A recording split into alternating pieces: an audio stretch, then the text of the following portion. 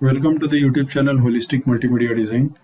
इस वीडियो में हम पेन टूल देखने वाले हैं और पेन टूल की मदद से कैसे अलग अलग शेप्स बनाए। वैसे पेन टूल ऑलमोस्ट सारे ग्राफिक सॉफ्टवेयर में एक जैसा ही काम करता है, चाहे कोरल हो, इलस्ट्रेटर हो या फिर इवन फोटोशॉप हो। फोटोशॉप में सिलेक्शन के हिसाब से हमने पेन टूल देखा था। यहाँ पर भी पेन टूल है। पेन टूल पे मैं क्लिक करता हूँ और फिर पेन टूल यूज़ करने के लिए सबसे पहले पॉइंट, कहीं पर भी एक बार क्लिक करके छोड़ो तो ये पहला पॉइंट आएगा। पहले पॉइंट पे बस क्लिक करना है। सिमिलरली दूसरा, तीसरा, चौथा, ऐसे अगर मैं क्लिक करता जाऊं तो वो शेप बनता जाएगा। और फिर लास्ट में जो ओरिजिनल पॉइंट है वहाँ पे मैं कर्सर को लेके जाता हूँ। आप एक छोटा सा सर्कल देख सकते हो और उस पर मैं क्लिक करता हूँ तो ये कंप्लीट हो गया या फिर क्लोज शेप बन गया। उसके बाद मैं सिलेक्शन टूल जो है वी शॉर्टकट, उसको मैं क्लिक करता हूँ तो ये एक शेप बन गया जिसको मैं बाद में यूज़ कर सकता हूँ। अब दूसरी बात, जैसे पेन टूल लेता हूँ, पहले पॉइंट के लिए तो बस क्लिक करके छोड़ना है, लेकिन दूसरे पॉइंट पे मैं क्या करता हूँ, क्लिक करता हूँ और माउस बटन को रिलीज नहीं किया है और इसी को मैं ड्रैग करता हूँ तो आप देख सकते हो कि यहाँ पे एक कर्व बन गया। और रिलीज करता हूँ, ये कर्व बन गया और यहाँ पर दो हैंडल्स है, इसको बेजियर हैंडल कहते हैं। ये सेम टू सेम हमने फोटोशॉप में भी देखा था सिलेक्शन के हिसाब से। इस हैंडल का काम होता है कि कर्व को इन्फ्लुएंस करना, कर्व को खुद की तरफ खींचना। जैसे ये वाला लेफ्ट वाला हैंडल जो है उसने इस कर्व को राउंड किया है या कर्व किया है उस लाइन को, और इसके आगे वाला जो हैंडल है, अगर मैं कर्सर यहाँ पे लेके आऊँ, अभी मैंने एक्चुअली माउस बटन रिलीज किया है, मैं यहाँ पर लेके आता हूँ तो आप देख सकते हो कि ये राउंड है कर्व, क्योंकि आगे वाला हैंडल उसको अपनी तरफ खींच रहा है।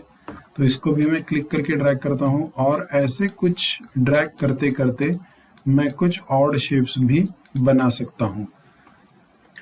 अब एक बार शेप बनने के बाद अगर मुझे उसको मॉडिफाई करना है तो ये 2 नंबर का टूल होता है, डायरेक्ट सिलेक्शन टूल। इस पे मैं क्लिक करता हूँ और एक बार ऑब्जेक्ट पे क्लिक करता हूँ। ऑब्जेक्ट पे जितने भी पॉइंट्स हैं जहाँ पर मैंने क्लिक किया था वो सारे थोड़े से ब्लू में हाईलाइट हो जाएंगे। उसमें से किसी भी एक पॉइंट पे मैं क्लिक करके छोड़ता हूँ तो मुझे उसके हैंडल भी दिखाई देंगे।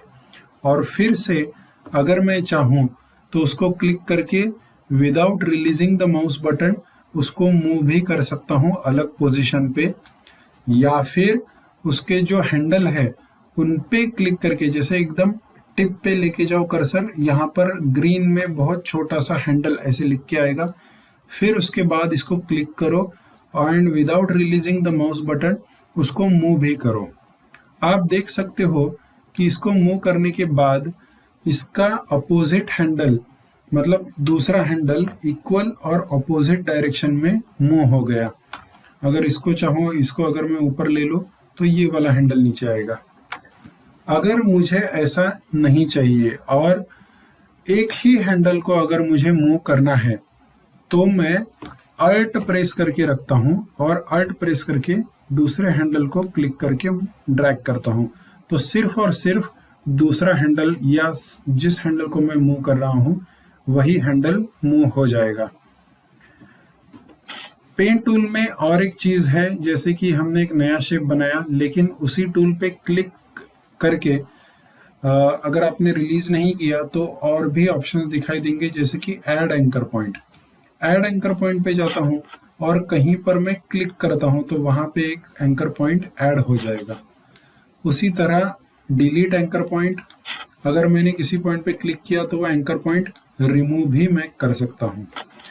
फिर से एक बार मैं पेन टूल लेता हूँ और इसमें एक चीज दिखाता हूँ जो हमने फोटोशॉप में भी देखी थी कि अगर मुझे स्पीड ब्रेकर जैसे अलग अलग बम्प्स क्रिएट करने हैं तो कैसे क्रिएट करें। पहले पॉइंट के लिए तो सिर्फ मैं क्लिक करके छोड़ता हूँ, दूसरे पॉइंट के लिए क्लिक करके ड्रैग करता हूँ ताकि ऐसा पहला बम्प बने। अब ये आगे वाला जो हैंडल है, ये इसके आगे जो भी मैं कर्व बनाऊंगा उसको वो इन्फ्लुएंस करेगा, जैसे यहाँ पे दिख रहा है। यहाँ पे फिर से मैं क्लिक करके ड्रैग करता हूँ तो ये पार्ट नीचे गया क्योंकि ये वाला कर्व था जिसने उस कर्व को अपनी तरफ खींचा। जो कि मुझे नहीं चाहिए स्पीड ब्रेकर में।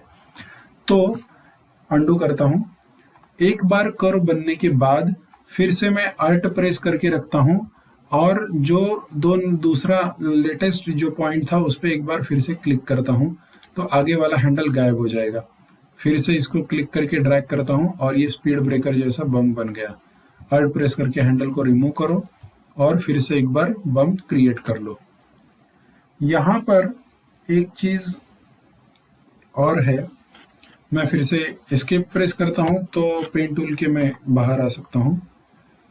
एक चीज ये है कि जैसे पेन टूल पे मैंने क्लिक करके रखा तो नया पेन टूल से मैं कोई शेप बना सकता हूँ। ऐड एंकर पॉइंट से एंकर पॉइंट को ऐड कर सकता हूँ, डिलीट से रिमूव कर सकता हूँ। और अगर कोई राउंड शेप है तो यहाँ पे एंकर पॉइंट टूल ऐसे लिखा हुआ है, उस पर अगर मैंने क्लिक किया और किसी भी पॉइंट पे क्लिक किया तो वो शार्प बन जाता है। यहाँ पर ये थोड़ा सा दूसरे ऑब्जेक्ट पे ट्राई करके देखेंगे बेटर।